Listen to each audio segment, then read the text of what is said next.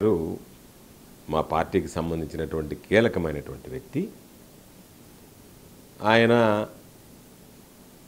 రాజీనామా చేశాడు అనేటువంటిది అంటే పదవికి రాజకీయాల్లో కొనసాగనన్నాడని రకరకాలైనటువంటివి ఈరోజు సోషల్ మీడియాలో హల్చల్ అవుతున్నాయి.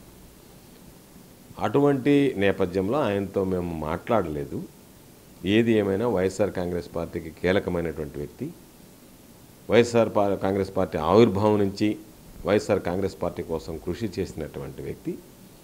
జగన్మోహన్ రెడ్డి గారు ముఖ్యమంత్రి కావాలి అని చెప్పి కలగనటువంటి వ్యక్తి. మరలా జగన్మోహన్ రెడ్డి గారిని ముఖ్యమంత్రి చేయాలి అనేటువంటి ఆలోచనతో పనిచేసేటువంటి వ్యక్తి.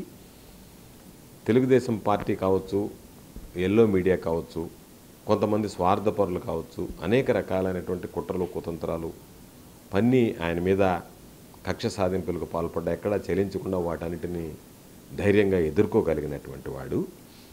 మేమందరం నెల్లూరు పార్లమెంట్ సభ్యులుగా వస్తే నెల్లూరు జిల్లా ఆయన నేతృత్వంలో ఆయన యొక్క ఆలోచన విధానం, కష్టపడేటువంటి మనస్తత్వం మరింత అభివృద్ధి చెందుతుంది అని చెప్పి ఆశించాం.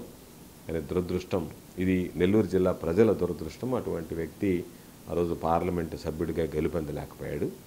కాబట్టి ఏది ఏమైనా సరే ఒకసారి ఆయనకు సంబంధించినటువంటి దాంట్లో పూర్తి వివరాలు తెలియకుండా స్పందించడం సబబుగా ఉండదు.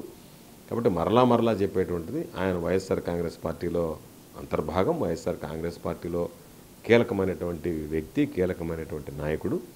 తప్పనిసరిగా ఆయన వైఎస్ఆర్ కాంగ్రెస్ పార్టీలో ఆయన ఆలోచనలు, ఆయన సూచనలు, సలహాలు అన్నీ కూడా తీసుకోవడం జరుగుతుంది.